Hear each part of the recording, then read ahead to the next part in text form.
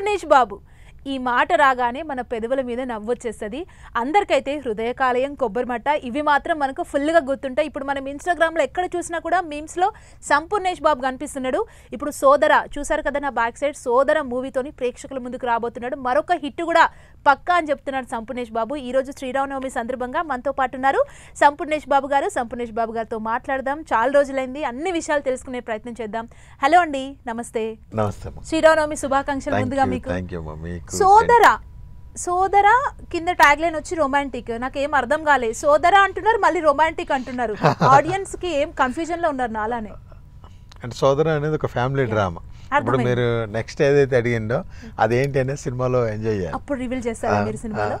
అవును, ఇప్పుడు మహేష్ బాబు, వెంకటేష్ బాబు, సంపూర్ణేష్ బాబు ఇట్లా వెళ్తుంది ఫ్లో. అందరు కూడా ఆ రేంజ్ లో, అంటే మీరు స్క్రీన్ మీదకి వచ్చిరంటే చాలు అందరు పెదాల మీద నవ్వొచ్చేస్తే సంపూర్ణేష్ బాబు గారు. ఎట్లా అనిపిస్తుంది మీకు ఇండస్ట్రీకి వచ్చిన తర్వాత ఇంత మంచి హిట్స్ వస్తున్నాయి కెరియర్? చాలా హ్యాపీ. ఎందుకంటే మనం ఊహించింది సరే, ఒక నటుడుగా చాలామందికి సినిమాల్లో ఒకసారి కనపడితే బాగుండు అని చాలామందికి అనుకుంటారు. అలాంటి లక్షల మందిలో నేను ఒకని. అలాంటిది ఒక హృదయకాలం అనే సినిమా తీసి ఇప్పటిదాకా జర్నీ అనేది సూపర్. ఓకే. అండ్ ఈ మళ్ళీ ఒకటి గుర్తొచ్చింది ఇప్పుడే నాకు, సోదరా అని అందరు అనలేరు కదా, ఎందుకు మీరు సోదరా అని పెట్టుకున్నారు సంపూర్ణేష్ బాబు? కథ అంత బలమైనటువంటిదండి. అంటే బ్రదర్స్, అన్నదమ్ముల సెంటిమెంట్, అమ్మ నాన్న ఒక వెయిట్. అంటే కొంచెం తమ్ముడు అంటే మన మామూలుగా అంటే అన్నకున్నంత వెయిట్ ఉండని ఒక తమ్ముడితో జరిగే కథ. ఓకే. అంటే ఈ మూవీలో కూడా కామెడీ ఉంటుందా, ఎమోషన్ ఉంటుందా? ఎమోషన్ చిన్న చిన్న లీక్స్ ప్రేక్షకులకు ఇవ్వచ్చు. కామెడీ అంటే ఇంకా మన యాక్టింగ్ చూసి, మన డైలాగ్ చూసి కామెడీ ఎంత ఎంజాయ్ చేస్తారో సేమ్ ఎక్కువ సెంటిమెంట్ స్కోప్ ఉంది. ఓకే.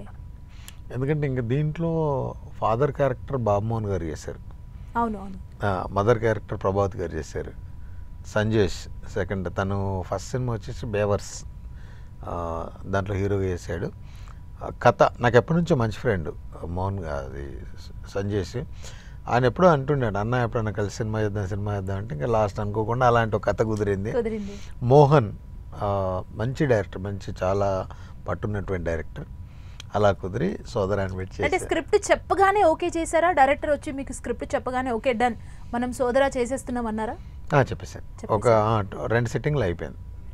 సిట్టింగ్స్ లో మొత్తం క్లోజ్ చేశారు సోదరా అంటే. సో కథలో మంచి దమ్ అని మాత్రం అర్థమవుతుంది. అంటే మనం చూసుకున్నట్లయితే కొబ్బరిమట్ట కావచ్చు, హృదయకాలయం ఇప్పుడు 11 years అవుతుంది అనుకుంటా కదా హృదయకాలయం వచ్చి. హృదయకాలయం ఇట్లా ఒక్కొక్క మంచి మంచి మూవీస్తో డిఫరెంట్ సబ్జెక్టులతో వస్తున్నారు. ఇండస్ట్రీలో ఎట్లాంటి సపోర్ట్ లేకుండా మీరు రావడం, ఇంత మంచి హిట్స్ తీసుకోవడం ఎట్లా అనిపిస్తుంది సంపూర్ణేష్ బాబు గారు? అది సూపర్ అండి. అంటే దాన్ని ఒక్క మాటతో చెప్పడానికి లేదు. ఎందుకంటే ఇది గొప్ప అందమైన గొప్ప ప్రపంచంలో మనకు ఒక చిన్న స్థానం ఉంది. దాన్ని బాగా చాలా హ్యాపీ ఎంజాయ్ చేస్తాను నేను కానీ, మా ఫ్రెండ్స్ కానీ, మా ఫ్యామిలీ కానీ, మా పిల్లలు కానీ చాలా హ్యాపీ ఫీల్ అవుతారు. ఓకే, పిల్లలు అన్నారు కాబట్టి నేను కూడా పిల్లల దగ్గరికి వెళ్దాం అనుకుంటున్నాను. ఎట్లా మీ సినిమాలు చూసినప్పుడు పిల్లల రివ్యూ ఎట్లుంటుంది? ఫస్ట్ మూవీ మీరు పిల్లలతో ఫ్యామిలీతో వెళ్ళి చూసినప్పుడు ఏంటి, వాళ్ళు ఏం చెప్పారు? ఫస్ట్ సంపూర్ణేష్ బాబుని స్క్రీన్ మీద చూసినప్పుడు వాళ్ళ రియాక్షన్? 11 years బ్యాక్ అంటే నేను అప్పుడు హైదరాబాద్లో ఉన్నా. మా వైఫ్, పిల్లలు, మా మదర్ అందరూ హృదయకాలం అనే సినిమా మాకు మా ఊరికి 30 kilometers దూరంలో అక్కడ థియేటర్లో వచ్చిందంటే వెళ్ళారు.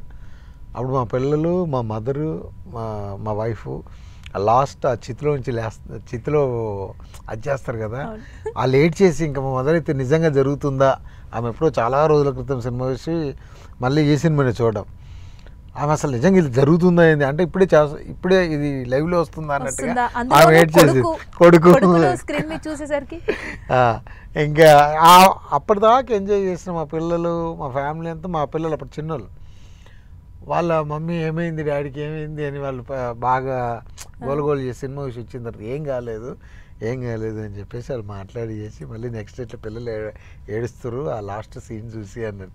సరే అని చెప్పేసి మళ్ళీ నెక్స్ట్ డే వెళ్ళి కనపడి మళ్ళీ ప్రమోషన్. అంటే సెట్కి ఎప్పుడైనా వస్తారా? పిల్లల్ని తీసుకెళ్తుంటారా? తీసుకెళ్తుంటా వాళ్ళకు కొత్త కదా, వాళ్ళు బాగా ఎంజాయ్ చేస్తారు. అంటే మీరు ఎట్లాంటి బ్యాక్గ్రౌండ్ లేకుండా సిద్దిపేటలో ఒక మారుమూల గ్రామం నుంచి సంపూర్ణేష్ బాబు రావడం, సినిమా ఇండస్ట్రీలో ఒక మంచి ప్లేస్లోకి రావడం, హిట్ల మీద హిట్లను అందుకోవడం, అంటే పిల్లలు కూడా ఫర్దర్గా మీ దారిలోనే వస్తారా, లేకపోతే మీరు ఇక్కడున్న కష్ట నష్టాన్ని కూడా చూసారు కాబట్టి వాళ్ళని ఏం చేద్దాం అనుకుంటున్నారు? వాళ్ళు చదువుకుంటున్నారండి, ఇద్దరు పాపలు చదువుకుంటారు. అంటే వాళ్ళకి ఇంకా ఇలా మంచి డాన్సర్లు, బాగా డాన్స్ చేస్తారు, మంచి karate black belt, first stage రెండో స్టేజ్ బ్లాక్ బెల్ట్ వచ్చింది. అంటే ఇంకా అది అలా ఏమనుకోలేదు, ప్రస్తుతానికి అయితే చదువుతుంటారు. ఓకే, మీరు డైలాగులు గుక్క తిప్పుకోకుండా చెప్పేస్తారు కదా, అసలు ఒక్కసారి ఫస్ట్ మీ నోట్లోంచి మేము ఆ డైలాగ్ వినాలనుకుంటున్నాం. అండ్ మా 10 TV ప్రేక్షకుల కోసం కొబ్బరి మట్టలో మీరు ఒక డైలాగ్ చెప్తారు కదా, గుక్క తిప్పుకోకుండా, ధనాధన్ ధనాధన్, ఒక్కసారి మా కోసం ప్లీజ్. అది 3.5 నిమిషాలు ఉంటుందండి. మా కోసం కొంచెం తగ్గించైనా చెప్పచ్చు. ఏరా పెద్దరాయుడు త్రికాలాత్రిక ఓరి ఓరోరి ఆపరాని ఉన్నత గార్తాభారవాలు ఎంత మరవయత్రిచ్చినా మరపునకు రాక హృదయశాబిల్య మానవులైన నీ మధోన్మాద అపరాధములే నా మనోవితమును వయ్యలి చేయించినవే. అహో క్షీరావారాశి జనతారక సుధాకర్ కొనిదెల నందమూరి అక్కినేని గట్టమనేని మంచు దగ్గుపాటి వంశ సముత్పన్న మహోత్తమ మహానట పరిపాలిత చిత్ర సామ్రాజ్యమున నూతన వారసుడినై నిజభుజ వీర్య ప్రకంపిత చతుర్దశ భూన సూర్యనులకు భ్రాతా సమానులైనటువంటి తచిష్టి పుత్రులకు అనుజుడనై సింహపురి తీరమున జన్మించి భరతఖండమున సకల జనులచే పరమ పావనిగా గుర్తింపబడుతున్న ఈ పతివ్రత పండునకు పుత్రుడినై మానధనుడై మనగడ సాగించు నన్ను చూసి ఈ విషయమంతా ప్రసుడట అని పగలబడిన ఒకటే ఇలా 3.5 minutes. అమ్మా, అసలు ఇది అసలు ఎంతసేపు ప్రాక్టీస్ చేసి వచ్చిందండి? గుక్క తిప్పకుండా, తడబడకుండా 20-25 days ప్రాక్టీస్ చేశానండి. ప్రాక్టీస్ చేసిన తర్వాత 5 minutes వచ్చింది. 5 minutes మళ్ళీ నేను డైరెక్టర్ గారు పంపించాను రేషన్ వస్తే అప్పుడు. అంటే నాకు నేర్చుకోవడం ఒకటే, కానీ అది ఎంతసేపు వచ్చింది ఏంటని తెలియదు. అది 5 నిమిషాలు డ్యూరేషన్ వచ్చింది. నేను ఇంక ఓకే అనుకో, డైలాగ్ అయితే వచ్చింది. అప్పుడు చెప్పాడు, ఇంత 5 నిమిషాలు ఉండకూడదు, ఇంకా దీన్ని స్పీడ్గా కుదించు అని చెప్పిండు. అసలు మళ్ళీ దానికోసం ఎర్లీ మార్నింగ్ 4 గంటలకు లేచి ప్రాక్టీస్ చేస్తాడు. ప్రాక్టీస్ చేసి 3.5 నిమిషాలకు వచ్చింది. ఎక్కువసేపు చెప్తే బోరింగ్ ఉంటుంది, జమ్ జమ్ జమ్ వెళ్ళిపోవాలన్నాడు. అసలు అది ఆ డైలాగ్ రాసినప్పుడు, అది నేర్చుకున్నప్పుడు, నేను చెప్పినప్పుడు చెప్పిండు, ఇంకా నీవు మామూలు ఎక్కడికి వెళ్ళి నీ డైలాగ్ చెప్పమంటారు, ఒక 3-4 ఏళ్ళైనా దీని ప్రభావం ఉంటుంది అన్నాడు. నిజంగా ఇవాళ అదే చెప్పించారు. అంటే ఇప్పుడు మహేష్ బాబు, వెంకటేష్ బాబు, సంపూర్ణేష్ బాబు ఇలా పిలుస్తున్నారు ఇండస్ట్రీలో ఉన్న ఫ్యాన్స్ అందరూ కూడా. ఈ సెలబ్రిటీ హోదా అనేది ఎట్లా అనిపిస్తుంది ఇండస్ట్రీలో ఇంత మంచి ఫేమ్ రావడం? మీ ఫీలింగ్ ఏంటి? అమ్మ అసలు చాలా సూపర్ అండి. ఎందుకంటే ఒక నరసింహాచారిగా మామూలు జీవితాన్ని ఎక్కడో మిట్టపల్లి అనే చిన్న గ్రామంలో ఒక మిడిల్ క్లాస్ ఫ్యామిలీలో ఉండి, తర్వాత అప్పటికి నేను గోల్డ్ వర్కర్ ఆభరణాలు తయారు చేశాను. అలాంటి ఒక చిన్న షాపు సిద్దిపేటలో రోజు అప్ అండ్ డౌన్ బండి వేసుకొని, ఆటో వేసుకొని, బస్సుకు వెళ్ళి పొద్దున టిఫిన్ కట్టుకొని షాప్కి వెళ్ళి పని చేసుకొని మళ్ళీ సాయంత్రం ఇంటికి వెళ్ళి చిన్న ఇల్లు, చిన్న ఫ్యామిలీ, అలాంటి జర్నీ నుంచి టక్మని హృదయకాలయం సినిమాతో ఒక మంచి గుర్తింపు వచ్చి ఆ సంపూర్ణేష్ బాబు అని ఒక పేరు పెట్టుకొని అసలు అమేజింగ్ అండి. పేరు మార్చుకున్నప్పుడు మీరే సెలెక్ట్ చేసుకున్నారా? డైరెక్టర్ ఏ డైరెక్టర్ పెట్టారు మీకు? అప్పుడు హృదయకాలయం సాయి రాజేష్ గారు పెట్టారా ఈ డైరెక్టర్? ఓకే, అంటే ఇప్పుడు సాయి రాజేష్ గారు అంటే గుర్తొచ్చింది, డబ్బు కావాలా ఫేమ్ కావాలా అని సాయి రాజేష్ గారు మిమ్మల్ని అడిగినప్పుడు నాకు డబ్బే కావాలి అని మీరు చెప్పారని సాయి రాజేష్ గారు చెప్పడం, ఎందుకు మీరు డబ్బే కావాలి అన్నారు? ఏంటి దాని వెనకాల రీజన్? అప్పుడు వస్తున్నాయండి డబ్బులు. ఇప్పుడు మనం పని చేస్తే రోజు ఒక 500-600 వచ్చిన టైంలో ఒకసారి మనం ఎక్కువ పని చేసినప్పుడు ఒక 2-3 వేలు ఇచ్చినప్పుడు ఒక ఆనందం ఉంటుంది. అక్కడి నుంచి టక్మని మీరు మా సినిమాలో క్యారెక్టర్ చేయండి, మీకు ఎంత ఇష్టం అనేసరికి నేను ఒకసారి ఇమేజిన్ చేసుకున్నాను. అరే కరెక్ట్, అసలు అంటే మళ్ళీ రేపు ఇది ఉంటుందా అంటే తను కరెక్ట్ క్యాల్కులేషన్ చేసి చెప్పిండు. అది నేను మీరు అన్నట్టుగా డబ్బులు కావాలనడం వల్ల ఉన్నా.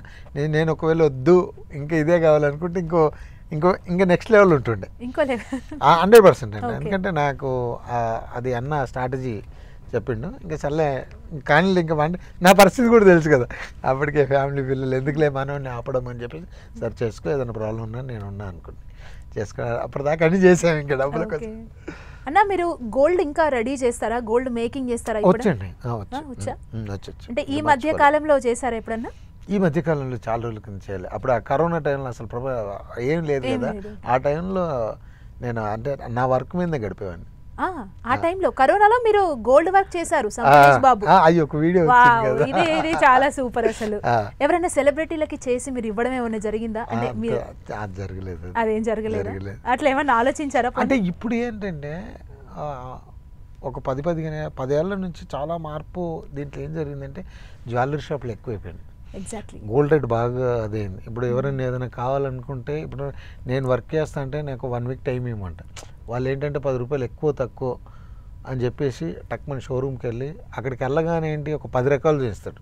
ఒక మామూలుగా వర్క్ చేసే అతను ఏంటంటే మీరు ఏది తెచ్చారో అది ఇలాంటివి చేయంటే మా అయితే ఇంకో 2 చూపించగలుగుతాడు, కానీ లైవ్లో చూపించలేడు. అంత స్థాయి గోల్డ్ వర్కర్స్ చేసే స్థాయి కాదు.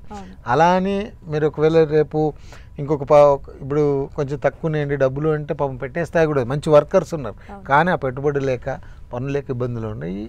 నెక్స్ట్ ప్రతి చోటుకు జ్యువెలరీ షాపులు వచ్చేసినాయండి, ఫుల్గా వచ్చేసాయి, బట్టల షాపులు లాగా అయిపోయింది. అంటే ఇప్పుడు ఇన్ని జ్యువెలరీ షాపులు, పెద్ద జ్యువెలరీ షాపులు, పెద్ద సెలబ్రిటీలతో వాళ్ళు యాడ్లు ఇచ్చుకోవడం, అంటే గోల్డ్ స్మిత్ వాళ్ళు కూడా కొంచెం వాళ్ళకు ఇబ్బందే కదా ఇది? చాలా ఇబ్బంది అండి. ఇప్పుడు అసలు ఇప్పుడున్న సిచ్యువేషన్లో అయితే అదేంటి కక్కలేక మింగలేని పరిస్థితి, ఇంకో పని చేయలేరు. ఎప్పటి నుంచో బాల్యం నుంచి ఈ వర్క్ అనేది సడన్గా ఒక 1 ఇయర్లో నేర్చుకుందాం, 2 సంవత్సరాలు నేర్చుకుందాం అంటే అయ్యేది కాదు. వీటికి ఫస్ట్ దాని మీద అవగాహన ఉండాలి. అదొక ఆర్ట్. అదొక ఆర్ట్. ఫస్ట్ నుంచి దాని మీద అవగాహన ఉండి ఆ కుర్రోడు 10th ఇంటర్కో వచ్చిన తర్వాత మళ్ళీ ఒక 2, 3, 4 ఏళ్ళు చేస్తే తప్ప ఆ వర్క్ రాదు. ఆ వర్క్ వచ్చే టైంకు వర్క్ ఉండాలి. ఇవల్ల చాలా అంటే వేరే బెంగాలీ వర్కర్స్ రావడం, ఇంకా ఎక్కువ షాపింగ్ మాల్స్ అవ్వడం, ఈ రేటు కూడా బాగా పెరిగిపోవడం వల్ల పల్లెటూర్లలో మామూలుగా వీటి మీద ఆధారపడి బతికే వాళ్ళ పరిస్థితి మాత్రం దారుణంగా ఉండి ఇప్పుడు నేను లైవ్లో చూసినప్పుడు చాలా బాధపడతా. బట్ నిజంగా నేను ఈ ఫీల్డ్కి వచ్చిన కూడా సరిపోయింది. ఒకవేళ లేకపోతే సిచ్యువేషన్ ఏంటి, మన దగ్గర పెట్టుబడి లేదు, మనకంత మనం అనుకున్నంత టైం వాళ్ళు ఇస్తారా ఇయ్యారో తెలియదు. ఆ టైంలో అంటే చాలా కష్టం అండి. ఇంకా వాళ్ళ గురించి ఇప్పుడు అసలు బాధేస్తుంది. ఎందుకంటే ఇప్పుడున్న సిచ్యువేషన్ మార్కెట్ అంటే ప్రతిదీ అట్లే అయిపోయింది. ఇప్పుడు చేతి వృత్తులు మనకు ఒక చేతి వృత్తిలో చేతులు ఇరిగిపోయాయి నా పల్లెల్లోన అనేది లిటరల్గా జరుగుతున్నటువంటి పరిస్థితి ఏదైనా అంతే. ఓకే, అంటే ఒక్కసారిగా మారిపోయింది. ఒక గోల్డ్ స్మిత్గా ఉన్న మీరు సినిమా ఇండస్ట్రీలోకి రాగానే ఎవరికి సక్సెస్ ఊరికనే రాదన్న. సో ఆ టైంలో మీకు వచ్చిన బాధ ఏంటి, అసలు నెక్స్ట్ ఏంటి? అంటే డబ్బుల విషయంలో కావచ్చు, సక్సెస్ ఉంటుందా ఉండదా, ఇట్లా ఏమన్నా ఫీల్ అయ్యి ఇబ్బందులు పడ్డ సిచ్యువేషన్స్ మా కోసం ఏమైనా చెప్తారా? అసలు ఇబ్బందులు అసలు వల్లే అసలు అంటే నేను అంతకుముందు పడ్డదానికంటే తక్కువే కదా.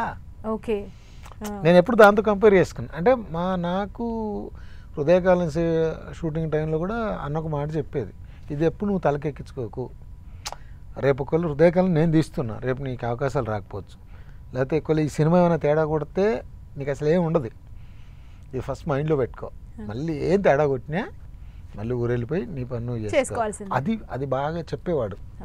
ఇంకా నేను అదే మైండ్ సెట్లో ఉండేవాడిని.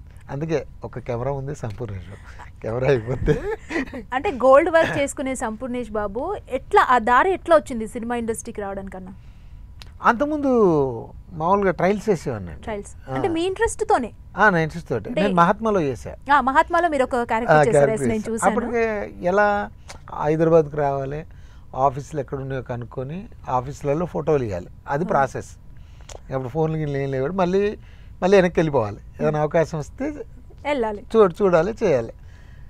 అప్పుడు ఇంకా సిచ్యువేషన్ ఏంటంటే హృదయకాలం ముందు నేను సినిమాలు చేస్తా అంటే అప్పుడు నాకు gold work shop.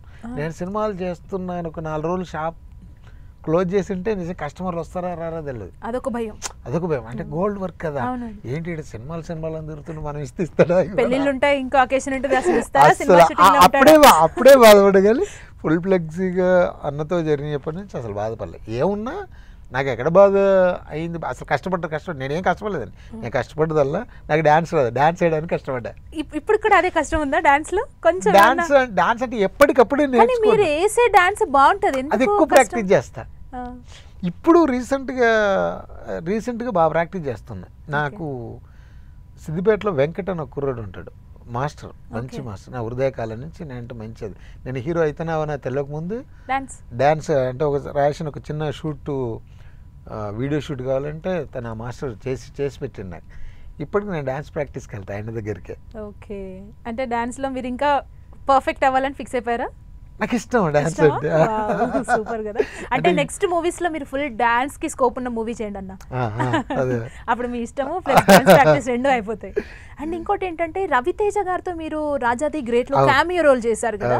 So Raviteja గారు ఎలాంటి బ్యాక్గ్రౌండ్ లేకుండా ఇండస్ట్రీకి వచ్చారు, మీరు వచ్చారు. అంటే ఆ టైంలో మీ ఇద్దరి మధ్య ఏమైనా డిస్కషన్స్ అయ్యేటివా, ఎట్లుండేది? అమ్మో, అన్న చాలా ఎనర్జీ పర్సన్, మామూలు కాదు. ఆ ఎనర్జీ సినిమాలో ఎలా ఉంటాడో బయట కూడా అంత ఎనర్జీగా ఉంటాడు. నేను అసలు ఫస్ట్ టైం చూసిన చంపు అలా మాట్లాడితే ఎలా ఉన్నావు ఏంటి అన్నప్పుడు, అమ్మా ఏంటి రేవణ్ అసలు సినిమాలోనే ఇంత ఎనర్జీ అనుకున్నా, బయట కూడా అలా ఇప్పుడే ఎక్కడైనా షూట్ జరుగుతుందన్నా లేకపోతే నేను కలిసిన అంత ఎనర్జీ అండి. అంటే మామూలుగా ఇప్పుడు నేను సినిమాలో ఉన్నంత ఎనర్జీగా బయట ఉండకపోవచ్చు, కానీ రేవణ్ మాత్రం ఆల్ టైమ్ ఎనర్జీ. అది ఎవరైనా చాలా మంది చెప్పాడు ఇప్పటికే, అన్న నువ్వు కలిసిన వాళ్ళు, అన్నతో జర్నీ చేసిన వాళ్ళు.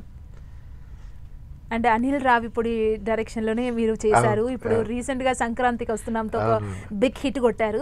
అంటే ఇప్పుడు కొన్ని క్యారెక్టర్స్ ఉన్నాయి, లైక్ ఇప్పుడు వెన్నెల కిషోర్ కావచ్చు, వీళ్ళు కొన్ని క్యారెక్టర్స్ చేస్తూ లైమ్ లైట్ లో ఎప్పుడు ఉంటున్నారు. సో మీకు అనిల్ రావిపూడి తరపున ఇట్లా ఏమైనా క్యారెక్టర్స్ రావడం, ఆ తర్వాత నుంచి కాల్ రావడం ఏమైనా జరిగిందా? అంటే మళ్ళీ కాల్ రాలేదు. మళ్ళీ నేను 2-3 సార్లు కలిసినప్పుడు ఏంటంటే పర్ఫెక్ట్ నీకు ఒక క్యారెక్టర్ ఇస్తే అది బాగుండాలి అనేది వాళ్ళు మన మీద ఒక మనం అంటే సంపు మనోడు చేసి మంచి క్యారెక్టర్ చేయించాలని చిన్న వాళ్ళకి ఎక్కడో చిన్న అది ఉండడం వల్ల ఆగుతుంది అంతే. ఎప్పటికో ఒక టైంకి వస్తుంది. అంటే హీరోగానే ముందు ప్రాజెక్టులు కూడా లేదంటే చేస్తున్నా, ఏ మంచి క్యారెక్టర్ వచ్చినా చేస్తా, ఏ మంచి క్యారెక్టర్ వచ్చినా చేస్తారా? సూపర్. అండ్ అన్న మీరు బిగ్ బాస్ 1 లో మిమ్మల్ని చూసాం. అసలు సంపూర్ణేష్ బాబు బిగ్ బాస్ 1కి వెళ్ళాడు, ఎట్లా అనిపించింది ఆ హౌస్ లో? అదంతా కొత్తగా ఏంటి ఆ ఫీలింగ్? అది అప్పుడు అక్కడ లోనావాళ్ళ బాంబే ఫస్ట్ సీజన్ అక్కడ అప్పటికి వర్షం, అది ఎప్పుడు వర్షం. అంటే నేనున్న రోజులు అయితే ఎండని కూడా చూడలే. ఇంకా వాళ్ళు బయటకు వచ్చిన తర్వాత 30 రోజులు 40 రోజులకి ఎండనే కనపడలేదు. అలా వచ్చి అలా వెళ్ళిపోయేదాన్ని. ఒకటి ఏంటంటే నేను అంటే నా జర్నీ ఇప్పుడు ఒకవేళ నాకు అపార్ట్మెంట్లలో మొత్తం డోర్లు పెట్టి ఉన్న గాలి ఆడనట్టు అనిపిస్తుంది. అందులోకి వెళ్ళిన తర్వాత అది ఏదో సరే 1 రోజు 2 రోజు 3 రోజులు ఉన్నాం, ఇంకా నాకు అవట్లా. అది ఐ రిచ్నెస్ సెంటర్లో వేసి అదంతా ఉండడం వల్ల నాకు అది కాలేదు. ఆట మీద కాన్సన్ట్రేషన్ కూడా రాలేదు.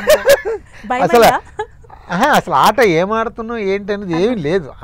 అందరిని అందులో వేసి అందులోనే ఉంచుతారు కదా. అందులో ఫస్ట్ సీజన్ కాబట్టి ఇంకొంచెం అసలు మరి నేను ఏ సీజన్ చూడలేదు. అంతకుముందు ఇందులో జర్నీ అసలు చూడలే.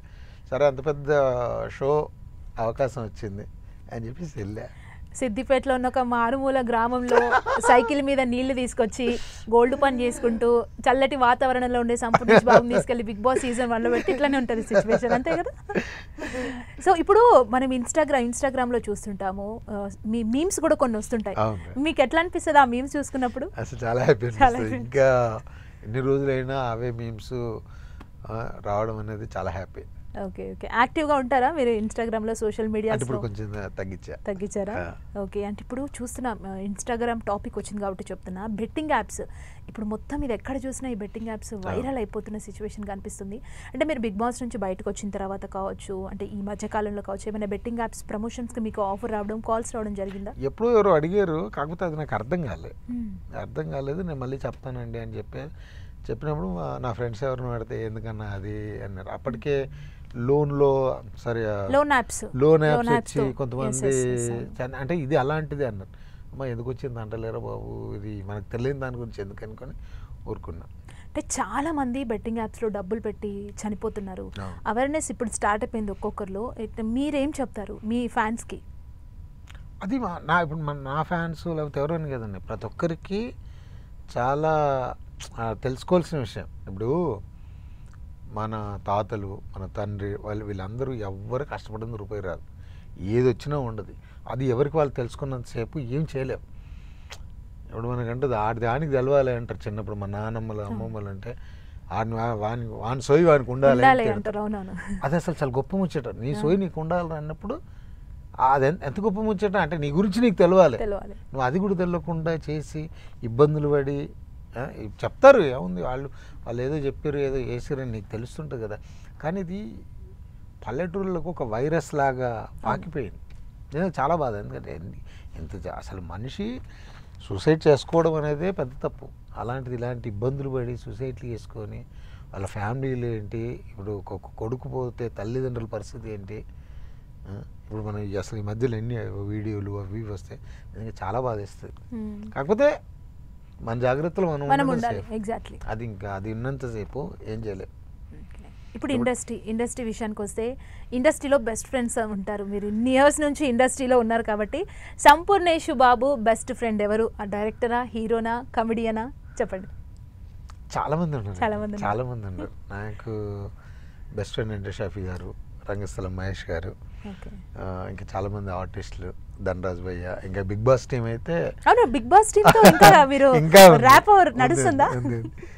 సమీర్ అన్న, శోభాలజ్ అన్న, ఆదర్శ్ భయ్య, హరితేజ గారు, వీళ్ళందరూ ఇప్పుడు టచ్ లో ఉన్నారు. ముమేద్ ఖాన్ గారు. బట్ అదొక మంచి మెమొరీ, అసలు సూపర్ మెమొరీ.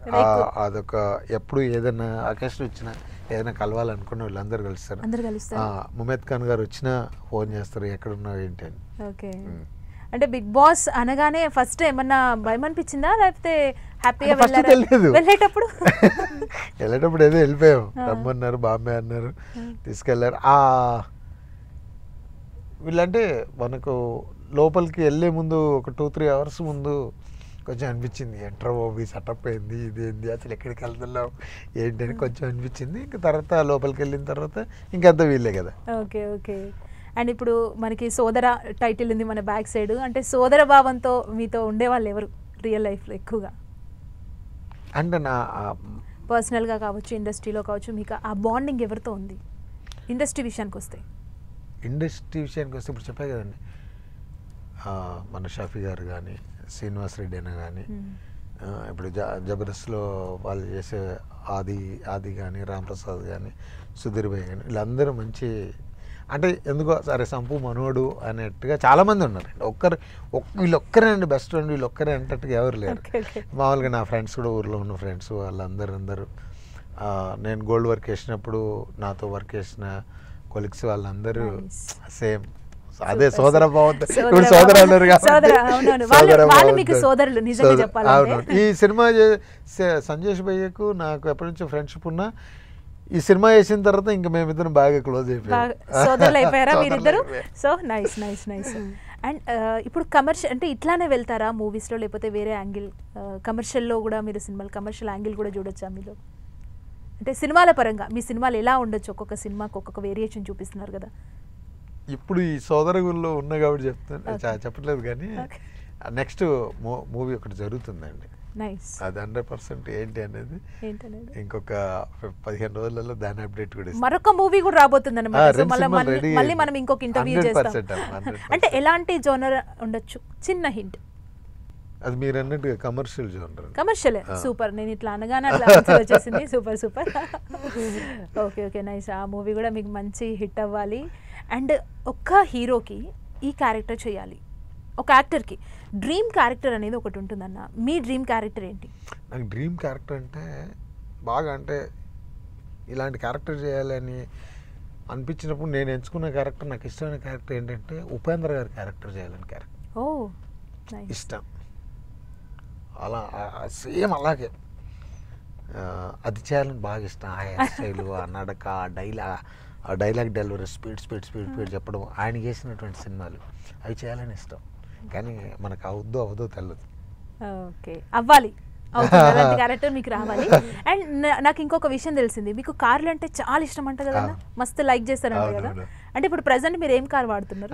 నేను మామూలుగా నేను కొన్న ఆ కారే వాడతా, కానీ నా ఫ్రెండ్స్ కొన్న కార్లు ఎవరైనా కొత్త కారు ఉన్నారు అంటే మామూలుగా నేను తెచ్చేసుకుంటా. నాకు అవసరం ఉందంటే చెప్తా, నాకు కారు కావాలి అన్నప్పుడు నా ఫ్రెండ్స్ కూడా చాలా మంది ఇస్తారు. నాకు ఇష్టం కార్లు, బండ్లు అంటే. ఓకే. అంటే ఇప్పుడు బేసిక్గా ఊర్లో ఉన్నారు, ఆ వాతావరణంలో ఉన్నారు కదా, ఒక్కసారి సిటీకి వచ్చిన తర్వాత ఇక్కడ సిచ్యువేషన్స్ చూసి మీకు ఇది నచ్చుతుందా లేకపోతే అది నచ్చుతుందా? ఎట్లా అనిపిస్తుంది? పల్లెటూరు వాతావరణం నచ్చుద్దా? నాకు ఎందుకు మా పల్లెటూరే ఇష్టం. ఓకే. అది సిటీ అయిపోయిన తర్వాత ఇంకెట్టిపోతుందో తెలియదు కానీ అవును. అంటే ఇప్పుడు నాకు ఇది బాగాలేదని కాదు, ఇంకా దీనికి మనం అలవాటు పడలేదేమో ఎందుకులే అన్నట్టు ఉంటుంది. పొల్యూషన్, సౌండ్, ట్రాఫిక్, అవును. ఓ 10 కిలోమీటర్లు వెళ్ళాలంటే ఒక గంటన్నర సేపు, లేదా 10 నిమిషాలు వెళ్తామా, గంటకి వెళ్తామా, 2 గంటలకు వెళ్తామా, ఓసారి ట్రాఫిక్లో ఇరుక్కుపోతాం, వర్షం పడిందంటే ఇక అక్కడే ఉండిపోవాలి. ఉండిపోతుంది. దీనికి మనం ఏం చేయలేం. అంటే కొద్దిగా నాకు మా ఏరియా అదంటే ఇష్టం. అంటే సినిమా రిలీజ్ అవ్వగానే సిద్దిపేటలో ఉన్న మీ ఊర్లో వాళ్ళ ఫీలింగ్ ఏంటి? ఫస్ట్ అందరు గ్యాదర్ అవుతారా? ఎట్లుంటది వాళ్ళతో? ఇప్పుడు ప్రస్తుతానికి ఏముండదు. అప్పటి నుంచి కూడా ఏంటంటే మా ఫ్యామిలీ అంతా ఊర్లో ఉండేది కాబట్టి హృదయకాలం రిలీజ్ అయిన తర్వాత నేను 1 వీక్ 10 డేస్కి పోయిన తర్వాత సినిమా చేసిండు అన్నట్టు నేను టీవీలో వచ్చినప్పుడు అందరు ఫోన్లు చేసేవాళ్ళు. సిద్దిపేటలో పడ్డాక కూడా బాగానే వెళ్ళారా? మా ఊర్లో అంటే మన చిన్నప్పటి నుంచి చూశారు కదా. అవునవును. సరే సినిమా చేసిండు వచ్చిండు అన్నప్పుడే వాళ్ళకి అది, కానీ వాళ్ళకి పెద్ద ఎగ్జైట్మెంట్ ఉండేది కాదు. నేను అదే సిద్దిపేట టౌన్లోకి ఎక్కడికైనా వెళ్తే వీళ్ళు ఫోటోలు దిగడు, ఎక్కడ షాపింగ్ మాల్కి వెళ్ళిన వాళ్ళు చాలా గౌరవంగా కూర్చొని అప్పుడు మస్తు ప్రౌడ్ అనిపిస్తుండే అన్న మీకు. అసలు వెళ్ళిపోతుండేనేమో కదా ఒక పీక్స్ లోకి మీరు. అండ్ ఇప్పుడు మ్యాట్ ఒక మూవీ వచ్చింది, చూసారా అన్న? మ్యాట్ చూసారా మీరు? చూసాను. అందులో మీ సీన్ ఒకటి వాళ్ళు చేశారు కదా, టవల్ సీన్ ఒకటి ఉంటుంది చూసారా? ఏమనిపించింది అది చూసిన తర్వాత? చాలా హ్యాపీ అనిపించింది. అంటే కొబ్బరి మట్టలో కూడా ఉంది కదా సేమ్, అది ఎట్లా అనిపించింది? నవ్వుకున్నారా మీకు? Okay okay. ఇంకా ఎట్లా అంటే ఒక డైరెక్టర్ అంటే ఈ డైరెక్టర్తో సినిమా తీయాలి, ఇలాంటి క్యారెక్టర్ పడాలంటే ఈ డైరెక్టర్ దగ్గర నేను వర్క్ చేయాలి అని మీకు ఏదైనా ఉందా డ్రీమ్? అసలు ఒక్కరి దగ్గర కాదు, అందరి దగ్గర చేయాలని ఉందా? అందరు డైరెక్టర్స్ కి ఇక్కడ నుంచే చెప్పేస్తున్నారు, ఏ డైరెక్టర్ నుంచి ఆఫర్ వచ్చినా కానీ సైన్ పెట్టేస్తారు అంతే. అంటే ఇప్పుడు కమెడియన్స్ ఉన్నారు చాలామంది, బ్రహ్మానందం గారితో పోలిస్తే పాత తరం కమెడియన్స్ కూడా చాలామంది ఉన్నారు. అండ్ మీరు ఇందాక నాకు ఒక మాట చెప్పారు, నేను వెళ్ళి ఫోటోలు ఇచ్చేవాడిని, ఆఫర్స్ కోసం వెళ్ళి నేను ఉంటుండేనా అంటే, అప్పుడు ఎవరైనా ఇన్స్పిరేషన్ ఉండేనా మీకు యాక్టింగ్ పరంగా? యాక్టింగ్ పరంగా వాళ్ళ ఇన్స్పిరేషన్ వల్లనే కదా ఈ ఫోటోలు ఇచ్చేంత వరకు వచ్చింది. ఎవరు ఆ ఇన్స్పిరేషన్ మాకు కావాలి? అంటే ఇప్పుడు డాన్స్ విషయానికి వస్తే గురువు గారు చిరంజీవి గారు, డైలాగులు అవి అనుకుంటే మోహన్ బాబు గారు, ఇట్లా చాలా మంది. నాకు ఉపేంద్ర గారి యాక్టింగ్, నేను వీళ్ళు ముగ్గురు కదా వాల్యూ వాటి వల్ల బాగా అదైపోయింది. కాకపోతే ఏంటంటే డాన్స్ నేర్చుకునే అవకాశం రాలి. అంటే ఉపేంద్ర గారిని ఎప్పుడైనా మీరు కలిసారా? అయ్యో చాలా సార్లు కలిసి చెప్పారా? అప్పుడు కలిసినప్పుడు నాకు ఇంట్రెస్ట్ ఉందని ఏమన్నారు ఉపేంద్ర గారు అప్పుడు? చాలా హ్యాపీ ఫీల్. అంటే తను హృదయకాలం సీన్స్, సినిమా ఆర్ట్, అదంతా సీన్లు ఉన్నాయి కదా, చూసానని చెప్పాడు. Nice nice. ఎట్లుంటది మీ ఇద్దరు కాన్వర్సేషన్ బాండ్? ఎలా చాలా బాగుంటుంది. నాకు ఆయన అంటే విపరీతం అనిపించి, ఇంకా ఆయన మొన్న రీసెంట్గా యూఏఈ సినిమాకి వచ్చినప్పుడు కలిసా. మామూలుగా ఫోన్ చేస్తే మాట్లాడతారు. హైదరాబాద్ వచ్చినప్పుడు ఏమైనా అప్డేట్ ఉంటే నేను వెళ్ళి జస్ట్ కలుస్తుంటా. Super super. అండ్ చిరంజీవి గారి డాన్స్ అంటే చాలా ఇష్టం, అండ్ మీరు ఇప్పుడు స్పెషల్ గా డాన్స్ ప్రాక్టీస్ కూడా చేస్తున్నారు. నెక్స్ట్ మీరు డాన్స్ రిలేటెడ్ ఒక మంచి మూవీ చేయాలనుకుంటున్నా. అంటే చిరంజీవి గారిని ఎప్పుడైనా మీట్ అవ్వడం జరిగిందా? కలిసాను, 2-3 టైమ్స్ కలిసాను. మీ సినిమాలో ఏం చూసారు చిరంజీవి గారు? ఫస్ట్ పెద్ద డైలాగ్ చూపించా. చేశారు అప్పుడు. ఎంత పెద్ద డైలాగ్ ఇలా చెప్పబోయాను అంటే గురుగారు ప్రాక్టీస్ చేశాను. ఓకే. సంపూర్ణేష్ బాబు అంటే కొబ్బరిమట్ట, హృదయకాలం ఇలాంటి మూవీస్ మాత్రమే గుర్తొస్తాయి. ఇంకా మేము వేరే చూడాలనుకుంటున్నాం సంపూర్ణేష్ బాబుని, వస్తాయా? అయితే అది ఏమైందంటే హృదయకాలం, కొబ్బరిమట్ట 100% నవ్వుకున్నారు. మళ్ళీ అంత రీచ్ కాకపోవడం ఏంటంటే మిగతా సినిమాలలో 20%, 30%, 40%, 50% వరకే నవ్వుకున్నారు కాబట్టి, ఆల్రెడీ 100 వరకు నవ్వుకున్నారు కాబట్టి అంతకు రీచ్ కాలేకపోతుంది. అంటే ఇప్పుడు నేను ఈ 2 సినిమాలే చెప్తున్నా, ఉదయకాలయం, కొబ్బరిమట్ట. అంతకు ముందు సినిమాల్లో ఎక్కడ డ్రాబ్యాక్ ఉందనుకుంటున్నారు మీరు? అంటే ఒక ఎక్స్పీరియన్స్ వస్తుంది కదా ఆ మూవీస్ విషయంలో, పాత సినిమాలు దానికి ముందు. అర్థం కాలే అంటే స్టోరీ సెలెక్షన్ అంటే ఇప్పుడు సంపూర్ణేష్ బాబు అంటే హృదయకాలయం, కొబ్బరిమట్ట, ఇప్పుడు సోదర రాబోతుంది. మీరు అన్నారు కదా, నన్ను అడిగినప్పుడు డబ్బా కెరియర్ అంటే డబ్బా కదా, డబ్బు గురించి అంటే అంటే ఇప్పుడు మీరు కథ చెప్పారండి, కథ చెప్పి కొంత డబ్బు పెట్టి నా సినిమా వేస్తా అన్నప్పుడు నేను ఆ జడ్జిమెంట్ చేయలేకపోయాను. దానికి చాలా కారణాలు అయ్యింది. ఇది అవుతుందా అవదా, లేకపోతే ఇది నడుస్తుందా నడవదా అని జడ్జిమెంట్. ఇప్పుడు నాకు హృదయకాలం చేసినప్పుడు అంతా నేను వేసుకున్నాను, కొబ్బరిమట్ట వేసినప్పుడు అంతా నేను వేసుకున్నాను. తర్వాత సింగం 1, 2, 3 వేసినప్పుడు అప్పుడు వాళ్ళు విష్ణుమోహన్ బాబు వీళ్ళంతా పెద్దవాళ్ళు వెనకాల ఉన్నారు కూడా నాకు అసలు ఏ పెయిన్ తెలియదు. తెలీదు, అవునవును. దాని తర్వాత నేను చేసిన సినిమాలన్నిటికీ నేనే కాబట్టి అమ్మో ఇంత ఉంటుందా అనేది చాలా లేట్గా తెలిసింది. ఓకే, అంటే మీరు ప్రతి సినిమాను కూడా ఇండస్ట్రీలో అది హిట్ అవ్వాలి, మంచి డబ్బులు రావాలి, ఫేమ్ రావాలి అని అనుకుంటారు. మీరు తీసిన మూవీస్లో ఓకే ఇది మంచి హిట్ అవుతుంది, ఇది నాకు మంచి ప్లస్ అవుతుంది, ఇందులో యాక్టింగ్ చాలా బాగుంది అనుకున్న మూవీ ఏదైనా మీకు ఫెయిల్యూర్ని ఇచ్చిందా? మీరు నేను ఈ 3-4 సినిమాల తర్వాత నేను ఇప్పుడు నా దాని మీద నేను చేసిన సినిమా మీద నాకు అపనమ్మకం అనేది ఉంటుంది కదా, అసలు బాగుంటుంది, ఫైట్లు బాగున్నాయి, సినిమా బాగా వచ్చింది అని అనుకున్నా. కాకపోతే దానికి చాలా కారణాలండి. ఇప్పుడు బాగున్నావా అంటే బాగున్నా అని ఆన్సర్ వస్తుంది. ఏంటి ఎలా ఉన్నావు, డల్గా ఉన్నావు, ఏమైంది అన్నప్పుడు ఎక్కువ వస్తాయి అంతే. ఇప్పుడు మనకు అది అనుకున్నంత రాలేదు కాబట్టి దానికి చాలా కారణాలు ఉంటాయి. ఓకే, ఇప్పుడు మన ఇండస్ట్రీ పాన్ ఇండియా లెవెల్లోకి వెళ్ళిపోయింది. సో ఇట్లాంటి టైంలో మీరు ఒక మంచి సబ్జెక్ట్తో వస్తున్నారంటే పోటీ కూడా చాలా ఎక్కువగా ఉంది ఇండస్ట్రీలో. ఏమనిపిస్తుంది మీకు ఇప్పుడు ప్రజెంట్ సిచ్యువేషన్ ఇండస్ట్రీలో? అసలు తెలుగు సినిమా ఇండస్ట్రీ ఎక్కడికో వెళ్ళిపోయింది. అంత గొప్ప ఇండస్ట్రీలో నేను ఉండడం హ్యాపీ అనిపిస్తుంది. ఇంత గొప్ప ఇండస్ట్రీలో మీరు ఉండడం హ్యాపీ అనిపిస్తుందా? మనదేమన్నది చిన్న సినిమాలు, అది పెద్ద ప్రాబ్లం కాదు. ఓకే, ఇప్పుడు సోదర మూవీ ఎందుకు చూడాలి అంటే మీ నుంచి వచ్చే ఆన్సర్ ఏంటి? మంచి కుటుంబ కథా చిత్రం అండి. 4 పాటలు, అన్నదమ్ముల అనుబంధం, ఒక వెయిట్ ఉన్నటువంటి అన్న క్యారెక్టర్, మంచి సెంటిమెంట్, మంచి లవ్ స్టోరీ, ఇవన్నీ అంటే మనం ఇప్పుడు సంపూర్ణేష్ బాబు ఈ డైలాగులు ఇవి పెద్ద పెద్ద డైలాగులు ఇవే చెప్పి ఇలాంటి క్యారెక్టర్ కొంచెం డిఫరెంట్ క్యారెక్టర్, వెయిట్ ఉన్న క్యారెక్టర్. ఒక కుటుంబంలో ఒక అన్నకు ఎన్ని బాధ్యతలు ఉంటాయి, అటు తల్లిదండ్రులు, ఇటు తమ్ముడు, ఈ ఫ్యామిలీ డ్రామా అంతా. Okay, super. సో సోదర మూవీలో ఒక మంచి వెయిట్ ఉంది, ప్రతి ఒక్కరు కూడా చూడాలని చెప్పి మీరు చెప్పేస్తున్నారు, ఆడియన్స్కి చెప్పేశారు, అయిపోయింది.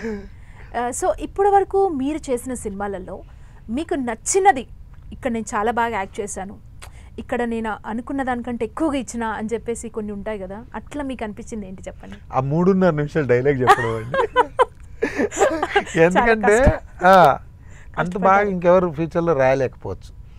ఒకళ్ళు రాసినా నాకు అంత టైం ఇవ్వకపోవచ్చు నేర్చుకోమని, ఒకళ్ళు ఇచ్చినా అంత బాగా అది ఇవ్వకపోవచ్చు, అది ఎంత చేసినా అది నడవకపోవచ్చు, రకరకాల కారణాలు.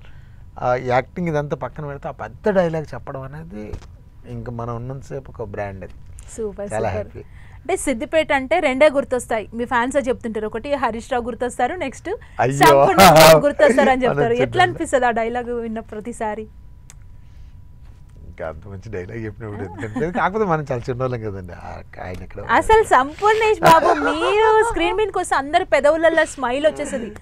ఇప్పుడు బ్రహ్మానందం పెద్ద పెద్ద కమెడియన్స్ ఎలా ఉన్నారో సో ఆ రేంజ్లో సంపూర్ణేష్ బాబు అంటే అనిపిస్తుంది. అండ్ హృదయకాలయం 11 సంవత్సరాలు అవుతుంది వచ్చి, అందులో దాని గురించి మీరు ఏం చెప్పాలనుకుంటున్నారు? అంత మంచి హిట్ మూవీ హృదయకాలయం.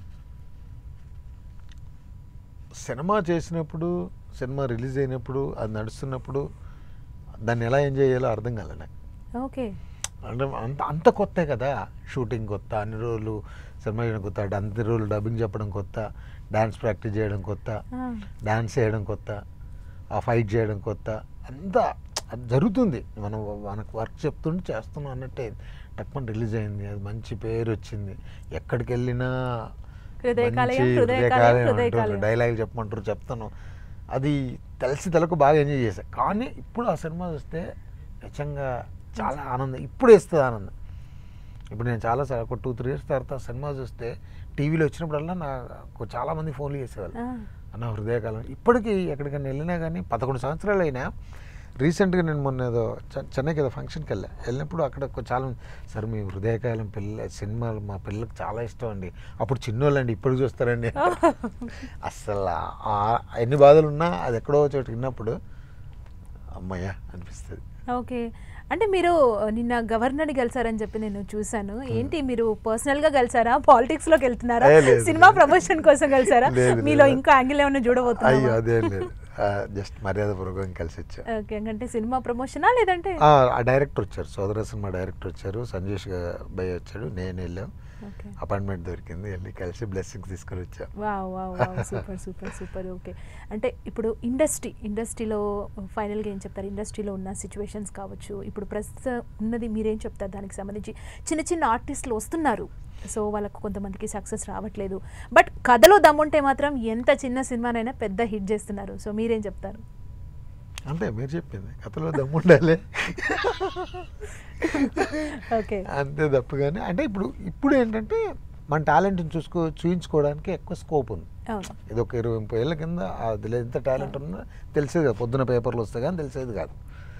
ఇప్పుడు ఎవరి చేతిలో వాళ్ళకు ఒక చిన్న మీడియా ఉంది, వాట్సాప్ అని, ఫేస్బుక్ అని, ఇన్స్టాగ్రామ్ అని. మనం ఏది చేసినా దాంట్లో మనం దాన్ని బాగా వాడుకొని మన టాలెంట్ని చూసుకోవడానికి ఒక స్టేజ్ మన దగ్గరనే ఉంది. ఓకే, సోషల్ మీడియాలో కొంచెం యాక్టివ్నెస్ తగ్గించారు మీరు, ఎందుకు?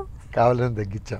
అంటే ఇప్పుడు సోదరతో మళ్ళీ బౌన్స్ బ్యాక్ లాగా మళ్ళీ చేస్తా. హృదయకాలంని beat చేసి రాబోతున్నారు, ఒక సెన్సేషన్ తో సోషల్ మీడియా కావాలని ప్లాన్ లో ఉన్నారా? 100%. ఓకే ఓకే, నైస్ అండి. సంపూర్ణేష్ బాబు గారు, మంచి హిట్ అవ్వాలి సోదర మూవీ. మీ హృదయకాలయం గురించి మీరు ఇప్పటిదాకా చెప్పి ఎంత హ్యాపీగా, మీ కళ్ళల్లో హ్యాపీనెస్ నాకు తెలిసిపోయింది. ఇలాగే సోదర గురించి కూడా మీరు ఫర్దర్గా చెప్పుకునేలాగా మీకు సోదర మూవీ, మీ సంపూర్ణేష్ బాబు అంటే సోదరు కూడా వన్ ఆఫ్ పార్ట్ అవ్వాలని చెప్పి 10 టీవీ కూడా కోరుకుంటుంది.